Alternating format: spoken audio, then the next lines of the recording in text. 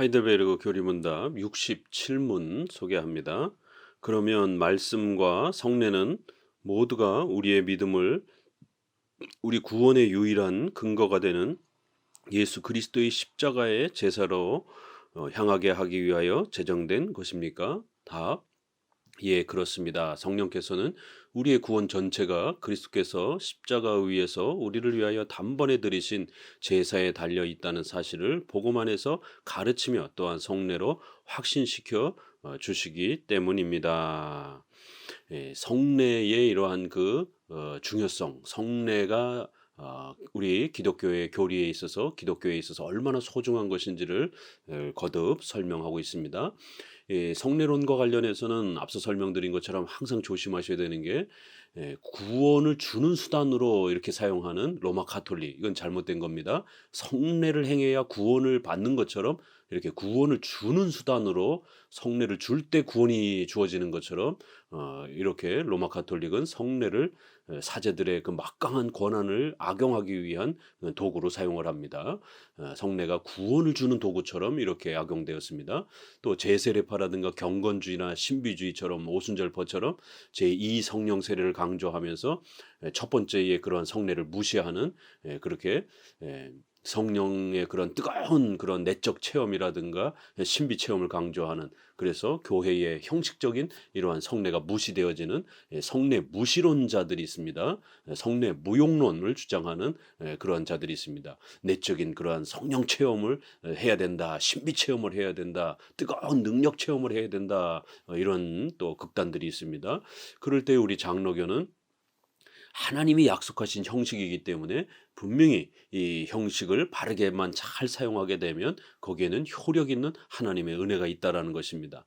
그래서 단지 껍데기만 있는 효력이 없는 그러한 외적인 것만 주어진 게 아니라 분명히 이 외적인 것은 요소요, 또 외적인 그런 수단이요, 상징적인 수단이지만 단순한 상징이 아니라 말씀으로 약속되어진 거기 때문에 바르게 합법적으로 사용하기만 하면 하나님께서 이 수단들을 사용하셔서 우리 안에 하나님의 은혜의 충만함을 효력 있게 그렇게 또 부어주시고 또 그렇게 우리 성도들이 신앙이 자라가는데 도움이 되는 은혜의 수단으로서 그렇게 활용되어질 수 있다라는 겁니다. 그래서 우리 장로교는 은혜의 수단으로서 이해한다라는 겁니다.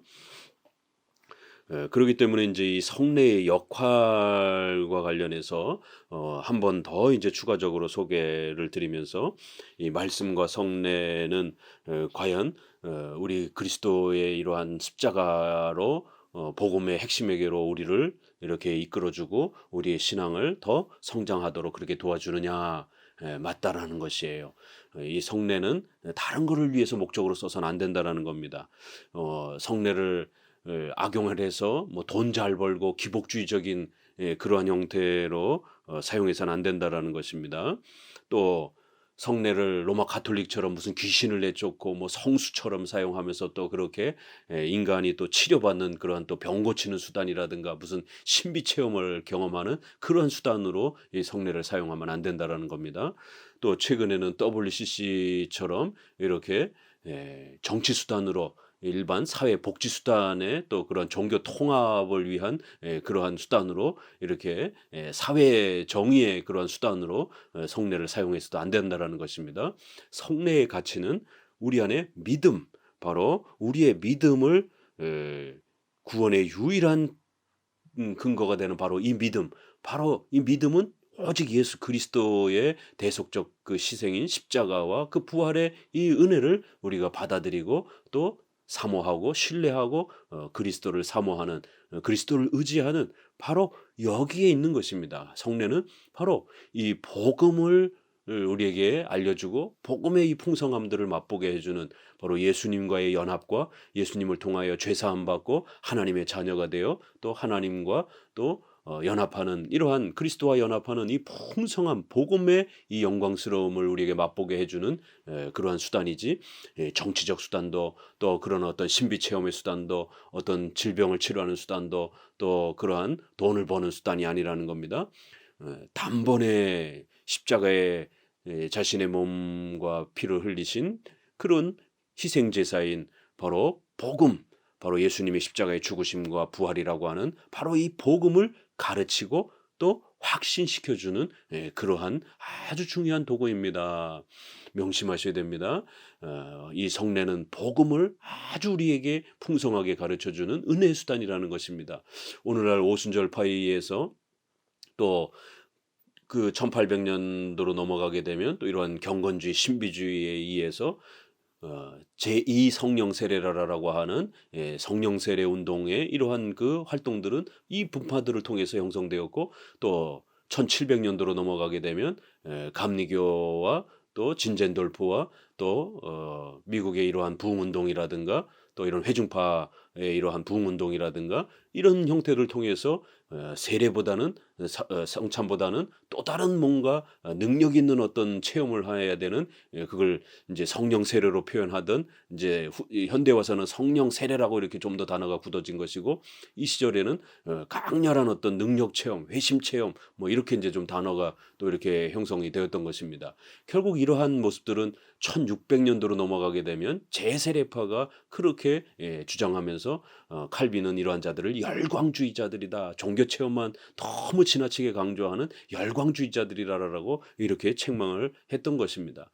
그렇기 때문에 로마 가톨릭처럼 성례를 그렇게 지나치게 구원의 그러한 본질로 이렇게 사용하는 것도 문제지만, 형식적인 이 성례를 무시하고 그러한 신비 체험만 강조하면서 제2 성령 세례를 강조하는 이러한 형태들도 분명히 문제가 있다라는 겁니다. 로이드 존스조차도 그렇게 1차적으로 표시는 되지만 인침은 성령 세례를 통해서 받아야 된다라고 하면서 결국 표시와 인침을 분리시키는 이런 해석을 하는 것입니다. 그의 성령 세례라고 하는 책은 거의 오순절파의 성령 세례론하고 동일한 신학적 구조를 가지고 있는 것이에요.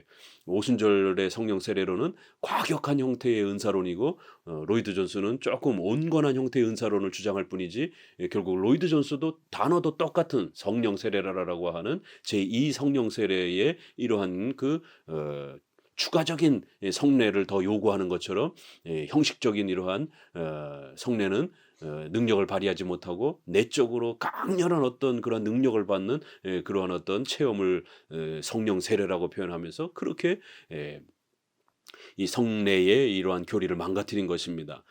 성례만이 복음으로 그렇게 우리가 말씀을 통해서 얻었던 것을 다시 한번 성례를 통해서 확신하고 더 충만함으로 채워간다라는 거예요.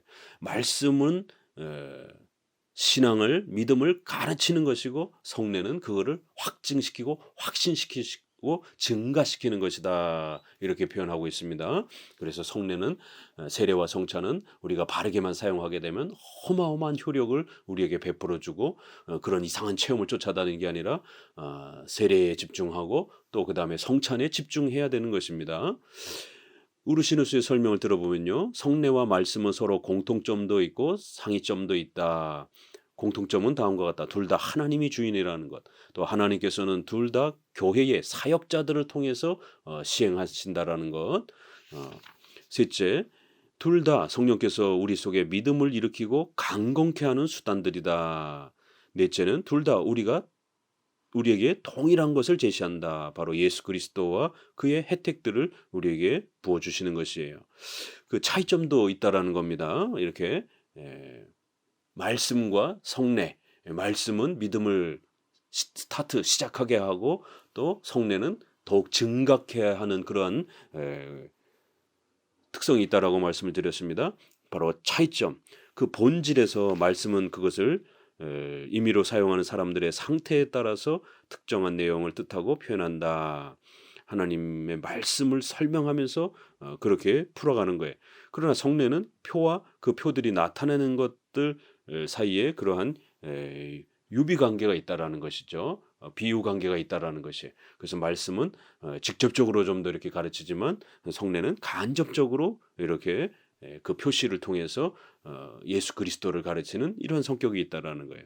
말씀은 읽고 듣기도 하는 이런 방식이지만, 성례는 느끼고 보고 만지는 이러한 감각을 통해서 사용하는 그런 방식의 또 차이가 있다라는 겁니다. 또 그 대상에서 말씀은 그 명령과 약속들과 더불어 구별이 없이도 모든 사람들에게 우리가 설교할 수 있는 것처럼 그렇게 말씀을 들을 수 있다라는 거예요. 그러나 성례는 회개와 믿음을 고백하는 교회 회원들에게만 해당이 되는 것입니다. 그래서 세례를 받은 교회 회원들만 제한해서 베풀어 주는 거예요. 또 사망, 말씀은 성령께서 그것을 통해 우리 속에 믿음을 일으키시고 확증하시는 것이며 그렇기 때문에 성례보다 앞선다. 그러나 성례는 이미 생겨난 믿음을 확증하고 증가하게 만들어주는 것이다라는 거예요. 그렇지만 이제 교회의 유아들의 경우는 조금 다르다. 그들에게는 성령께서 말씀을 수단으로 믿음을 생기게 하는 것도 아니요 그 믿음을 확증하게 하시는 것도 아니다. 오히려 내적인 역사심을 통해서 그렇게 하시는데 이는 그들이 교회 안에서 출생한 자들로서 하나님의 언약과 약속에 포함되기 때문인 것이다. 그래서 이제 어른들은 반드시 이런 통상적인 질서를 통해서 말씀을 듣고 회개하고 믿는 그러한 방식으로 나아가고 또 성례를 통해서 그렇게 증가해 가는 거예요. 그러나 아이들은 아직 회개와 믿음을 고백할 수 없는 그러한 지각이 없는 상태이기 때문에 하나님께서는 아이들은 유아들은 좀 더 다른 방식으로 은혜 언약의 토대에서 부모의 신앙 고백 아래에서 그들이 믿음과 신앙은 알았지 고백하지 못하지만 은혜 언약의 혜택을 부모의 신앙 고백과 그 부모의 은혜 언약으로 함께 받는 것처럼 그렇게 구원으로 초대해 주신다라는 거예요. 그래서 그들은 그렇게 유아 세례를 받고 또 유아 세례를 받은 이후에는 어른처럼 성례에는 또 이렇게 직접적으로 참석하지 못하고 일정한 기간 동안 인지 기능이 확장이 돼서 자신의 죄를 돌아보고 또 근신할 수 있는 그러한 성인의 입교의 그러한 나이까지 또 기다려야 되는 이렇게 활용하는 용도가 조금 다르다라는 것이에요. 지금 성례와 말씀의 그러한 그 은혜 수단의 방식들은 보통 어른들을 대상으로 하고 있다라는 것입니다. 사항, 말씀은 오직 성인들에게만 전해진다. 그러나 성례에는 유아들에게도 해당되는 할례와 세례가 있다. 그래서 말씀은 이렇게 깨달을 수 있는 어른들에게만 이렇게 가르쳐지는 것이에요. 그러나 성례는 유아 세례가 있는 것처럼 깨닫지 못하는 그런 어린아이들에게도 줄 수 있는 또 그러한 성격이 있다라는 것입니다. 5항 말씀은 성인들의 구원을 위하여 충족하며 필수적인 그러한 수단입니다. 말씀을 듣고 우리가 믿음과 회개로 나아가는 겁니다. 그러나 성례는 모든 사람에게 적극적으로 절대적으로 필수적인 것은 아니라는 거예요. 우리가 반드시 받아야 되지만 중환자실에서 죽어가면서 예수님을 영접하는 사람들이라든가 전쟁터라든가 이렇게 아주 부득이하게 이렇게 성례를 받을 수 없는 그러한 경우에는 신앙 고백만 해도 우리가 구원받을 수 있는 것이에요. 그래서 필수적인 것은 아닌 겁니다. 그러나 일반적인 경우에는 반드시 받아야 되는 겁니다. 그런 차이가 있다라는 것입니다. 6항 말씀은 공적이며 사적인 해명을 통하여 성례가 없이도 효력을 발휘할 수 있고 그러나 성례는 말씀이 없이는 존재할 수 없고 아무 효력도 낼 수가 없다. 그래서 말씀은 그 자체로 믿음을 일으키는 아주 중요한 역할을 하지만 성례는 말씀이 가르쳐지고 말씀으로 이 성례가 무엇인지를 깨닫고 참여해야만이 효력이 발생이 되는 겁니다. 무지한 상태에서 성례에 참여하면 아무 효력이 나타나지 않는 것이에요. 7항 말씀은 성례의 표를 통해서 확증이 되며 성례는 말씀을 확증시켜 주는 거다. 그래서 말씀은 성례를 통해서 더 이렇게 확증되고 더 풍성해진다라는 거예요.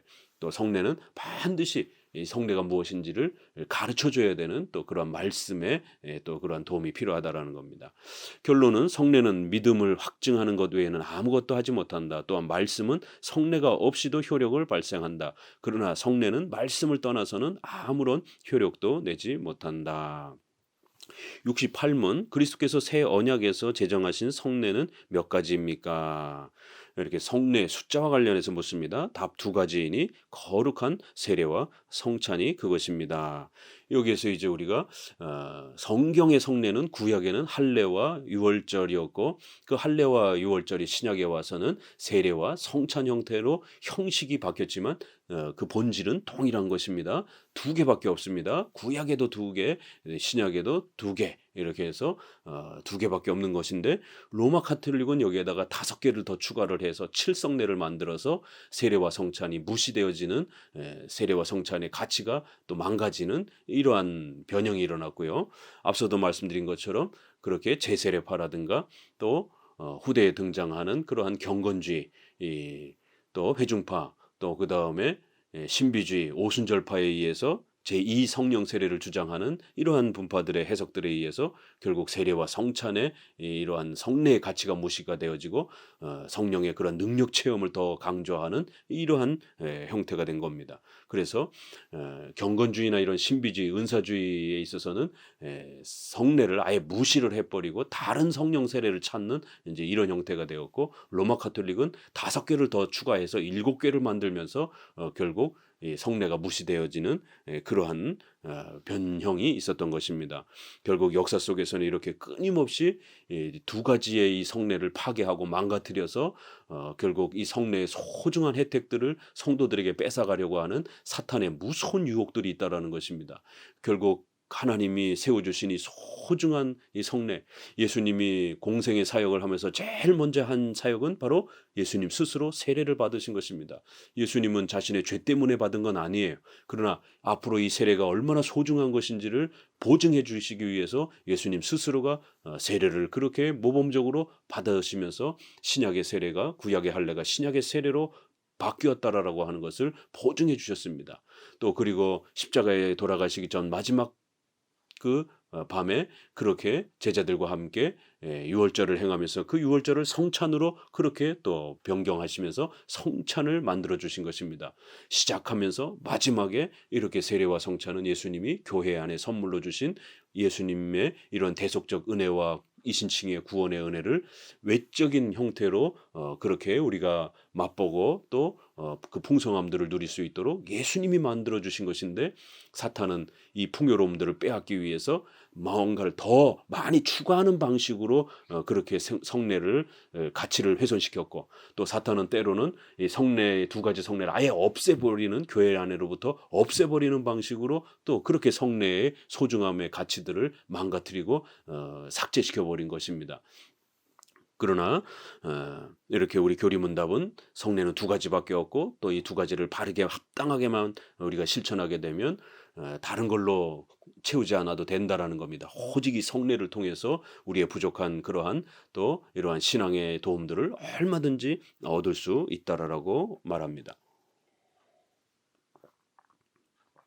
신약 성경에는 오직 두 가지 성례가 있는데 이는 암브로시우스와 어거스틴의 증언에 따르면 영구한 것이요 교회에서 보편적으로 시행되는 것이다. 그 하나는 세례인데 이것은 할례와 또한 율법이 명시한 각종 결례들을 대체시킨 것이다. 다른 하나는 주의 성찬인데 이는 유월절 양을 비롯하여 율법의 각양 희생 제사들이 예시한 것이다. 이렇게 해서 구약은 할례와 유월절, 그리고 신약은 이렇게 세례와 성찬의 형태로 성례가 형식이 바뀌었다라는 것, 그러나 본질은 동일하다라는 것입니다.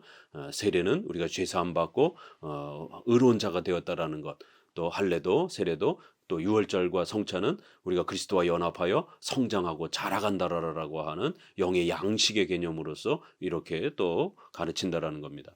교황주의자들은 이 두 가지 성례에 다섯 가지 다른 것들을 덧붙이는데, 첫 번째 견진성사가 있습니다. 컨포메이션이라고 이렇게 표현하는 것처럼 더 확증하고 더 견고하게 해준다. 그래서 아이들이 유아 세례 또 이러한 세례, 성인 세례만 갖고는 안 되고 견진 성사를 받아야 된다라는 거예요. 견진 능력을 이렇게 체험을 받을 수 있도록 세례 외에 또 다른 어떤 능력의 어떤 세례가 필요하다. 이렇게 1단계와 2단계를 나누는 게 바로 로마 카톨릭의 방식인 것입니다. 이렇게 오순절파가 경건주의에서 세례와 이러한 성찬 외에 제2의 어떤 또 다른 어떤 그 능력 세례가 있는 것처럼 이렇게 나누는 것을 둘로 나누는 것은 바로 로마 카톨릭의 견진내에서 온 겁니다.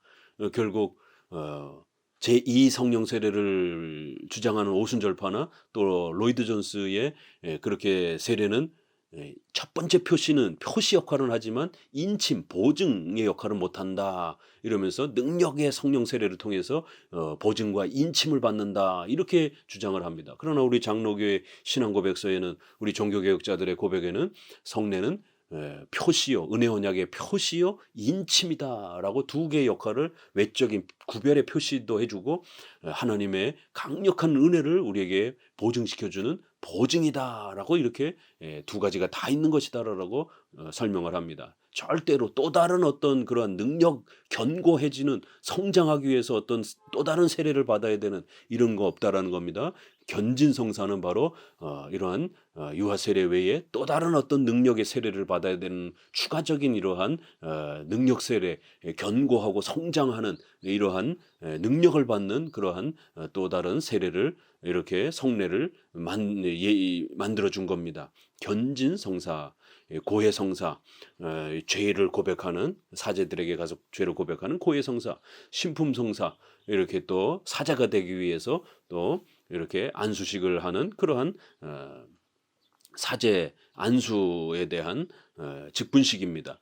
종부성사, 이거는 또 이렇게 죽어가는 사람에게 병자들에게 그렇게 기름을 바르고 또 이러한 성례를 집행해 주게 되면 그들이 치료도 받고 또 죽음을 죽어가면서 또 그렇게 지옥에 빠지지 않는다라고 하는 종부성사 마지막 성례라는 거예요. 그리고 또 병 치료케 해주는 그러한 또 치료의 성사라는 것입니다. 그렇기 때문에 이러한 성례의 능력 체험의 능력 세례를 가지고 마치 무슨 병을 고치고 방언을 하고 또 이상한 미래를 예언하고 이런 것들이 바로 카톨릭 신부들이 사제들이 그렇게 죽기 귀신을 내쫓고 성수를 뿌리면서 귀신 내쫓고 또 기름을 바르면서 병자를 고치고 이러한 종부성사의 이러한 그 능력의 신비 체험의 이러한 죽기 방언 예언 이런 일들을 행했던 것이 바로 이 종부성사입니다. 그러니까 결국 오늘날 능력 세례라고 하는 제2 성령 세례에서 오순절파가 그렇게 귀신을 내쫓고 병을 고치고 예언을 하고 이런 부분들은 종부성사를 그대로 옮겨 놓은 겁니다. 그렇기 때문에 이 제2 성령 세례는 아주 비성경적인 것이다라는 겁니다. 그 다음에 혼인성사, 결혼식을 그렇게 또 성례처럼 취급을 하고 있습니다. 이렇게 5개가 추가가 되어서 7성례가 된 것입니다. 이런 견진성사와 종부성사는 예식이기는 하나 그리스도께서 온 교회를 위하여 제정하신 것이 아니다. 이렇게 우리가 특별히 또 우리 기독교 안에도 이러한 종부성사 이런 부분들을 성례처럼 이렇게 가톨릭은 취급하는데 우리 기독교인들이 장례 예배 이렇게 표현하면 안 됩니다. 이건 예배가 아닙니다. 장례식은 장례식이라고 해야 되는 겁니다. 가톨릭이 이렇게 성례처럼 혼인이라든가 장례식을 자꾸 이렇게 구별을 한 겁니다. 그럴 때 이제 기독교인들도 장례 예배, 혼인 예배 이렇게 하면 안 됩니다. 그러면 성례처럼 취급이 되는 것이에요. 장례식과 혼인식은 예배가 아닙니다. 그건 장례식, 혼인식 이렇게 표현을 해야 되는 겁니다. 예배 수준으로 높여버리게 되면 성례처럼 취급될 수 있는 그러한 위험함이 있는 것입니다. 이런 상식을 모르다 보니까 이러한 그 장례식이라든가 이런 데 장례 예배 또 이렇게 혼인식에 혼인 예배 이렇게 표현을 하는 것을 보게 됩니다. 우리 기독교인들은 주일 성수의 이러한 그 공적 예배 외에 다른 부분들은 예배로 말하지 않습니다. 수요일 날도 이렇게 통상 이렇게 수요일 날이나 이런 금요일이라든가 기도회로 이렇게 표현하는 거고 또 교회가 이렇게 좀 더 공적으로 표현하는 건 이제 수요 예배 정도 이렇게 표현하는 것이지 교회의 이런 공적 질서를 벗어나는 이런 부분들은 예배로 이렇게 표현하는 게 아닙니다. 그래서 뭐 축하 예배 이러면 안 되고 축하식 또 이렇게 또 개업식 이렇게 개업 예배 이렇게 하면 안 되고 개업식을 하고 거기서 기도를 해주면 되는 것입니다. 그걸 꼭 예배로 이렇게 격상시켜서 이렇게 하면 안 되는 것입니다. 그렇게 되면 성례가 확장되어질 수 있는 로마 카톨릭적인 그러한 또 혼동이 발생될 수 있는 것입니다. 공적인 교회의 예배적 질서와 그 외에 이러한 그 사적인 그러한 또 활동들을 우리가 구별할 줄 알아야 되는 것입니다.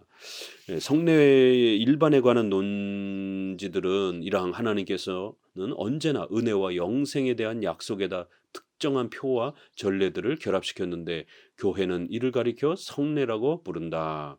그래서 성례는 비록 물, 떡, 포도주 이런 거를 외적인 수단을 사용하지만 이것이 아무런 의미가 없는 껍데기만 있는 그런 게 아니라 하나님이 약속해 주신 그러한 도구들이기 때문에 바르게만 사용하게 되면 성령의 역사하심과 은혜의 충만함을 통해서 우리 성도들이 은혜를 누리게 되는 그러한 역사가 일어난다라는 것이에요. 그래서 언제나 은혜와 영생에 대한 약속에 대한 이러한 또 표시들이 외적 표시와 은혜가 결합되어 있다라는 겁니다. 그래서 이걸 거룩한 교회의 예식, 성례 이렇게 부른다라는 겁니다. 그래서 성례식이 있을 때는 세례나 성찬식이 있을 때는 거룩한 예식이기 때문에 옷도 이렇게 일상복을 이렇게 입고 이러시면 안 됩니다. 우리가 적어도 결혼식, 장례식에는 거기 품위에 맞는 그런 옷차림이 있는 것처럼 우리 인간이기 때문에 격식과 예절이 필요한 것이에요. 그러면 성찬식에는 남자들은 정장을 주로 입고 여성들은 좀 더 정장에 준하는 그러한 복장들을 예의를 갖출 수 있는 하나님 앞에서 예의를 갖추는 거예요. 우리가 인간들 앞에서도 결혼식이라든가 이렇게 하객으로서 예의를 갖추는데 하나님 앞에서 이렇게 어마어마한 거룩한 예식을 표현하는데 그런 복장과 이런 자세와 품위를 갖추지 않는다라면 그건 아주 하나님 앞에 죄가 되는 것입니다. 그래서 시간도 잘 지켜야 되고 또 품위와 또 이러한 복장의 이러한 예식에 걸맞는 또 그러한 모습도 갖춰야 되는 것입니다. 추리닝 바람에 이렇게 참여하고 이러면 안 되는 겁니다. 2항 그러므로 성례는 하나님과 신자들 사이의 영원한 언약의 표시다. 이 언약의 표시로 주신 소중한 선물이라는 거예요. 그래서 성례를 잘 활용하게 되면 신앙이 증가하고 성장하는 그런 아주 중요한 역할을 감당한다라는 겁니다. 그렇기 때문에 오늘날 이 외적인 이러한 세례와 성찬을 무시하고 제2의 능력 세례를 받아야 된다라고 그렇게 성도들을 유혹하고 성도들을 잘못 가르치는 이러한 많은 그러한 가르침들은 이건 아주 비성경적이고 매우 위험한 것입니다. 성례를 집례를 해야 성도들이 은혜를 받는 것이지 그러한 이상한 부흥 체험과 신비 체험과 능력 체험을 해가지고 성도들이 자라가는 게 아닙니다. 그러한 체험과 경험은 잠깐이지 금방 지나갑니다. 도로 식어져 버립니다. 그러나 세례와 성찬을 바르게만 잘 활용하게 되면 어마어마한 풍성한 은혜들이 성도들에게 계속해서 쌓여가는 것입니다. 왜요? 영원한 언약의 표시이기 때문에 그런 것입니다.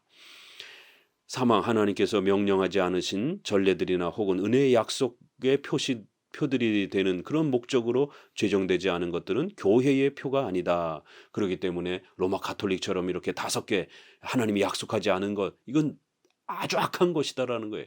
하나님은 절대로 그런 걸 약속하지 않았다라는 거예요.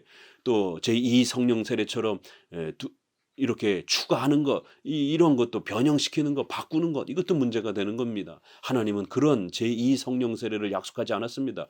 오직 첫 번째의 세례와 성찬만, 첫 번째의 성례만 우리에게 약속한 것이기 때문에 성도들은 여기에 머물러야 되는 거예요. 4항 모든 성례에서 염두에 두어야 할 2가지가 있다. 눈에 보이고 형체가 있고 이 땅에 속한 표들이 그 중에 하나인데 이렇게 물, 떡과 포도주 이렇게 외적인 표시들 눈에 보이는 외적인 표시들을 우리는 항상 또 살펴야 됩니다. 두 번째는 그 표들이 나타내는 것들인데 이는 눈에 보이지 않으며 하늘에 속하며 신령한 것들인데 그리스도 자신과 그 모든 은혜의 은덕들이다.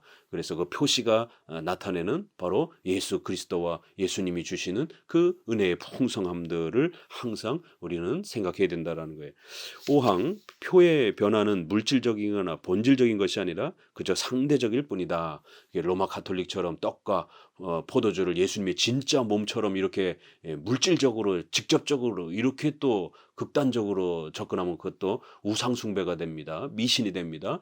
떡이 예수님이 몸이 되게 되면 숭배를 하게 되는 이런 일들이 벌어지는 것이에요. 물질을 숭배하는 이런 일이 벌어지는 겁니다. 떡과 포도주, 물은 외적인 요소요, 상징적인 수단이다라는 것을 꼭 기억해야 됩니다. 6항 표와 그 나타내는 것들 사이의 연합도 마찬가지로 본질적이거나 국지적인 것이 아니라 상대적이며 하나님의 지정에 따라 되는 것이다. 이렇게 또 7항 표가 나타내는 것들의 명칭들과 속성들이 표에게 돌려지며 또한 표의 명칭들이 그것이 나타내는 것들에게 돌려지는데 이는 그 둘 사이의 유비 때문이다. 이렇게 표시와 그 나타내는 것들이 아주 긴밀하게 서로 연결되어 있기 때문에 우리가 함부로 표시를 무시해서도 안 되고 또 내용을 무시해도 안 된다라는 겁니다. 표시를 통해서 우리는 그 내용들을 또 그렇게 파악하고 알아가도록 은혜의 수단으로 외적 수단으로 주신 것이다라는 거예요. 이걸 성내전적 연합이다 이렇게 표현합니다. 성내전적 연합. 표시와 내용은 아주 긴밀하게 하나님이 묶어 놓으셨기 때문에 이 외적 표시를 은혜의 수단으로 우리가 바르게 합당하게 사용하기만 하면 반드시 이 내용인 그리스도와의 연합의 이 풍성함들이 우리에게 주어진다라는 거예요. 8, 9, 10은 바로 그런 합당한 사용 방법을 우리에게 강조합니다. 성례의 정당한 시행은 신자가 하나님께서 성례를 제정하신 목적에 합당하도록 지정하신 예식을 그대로 준수하는 것이다.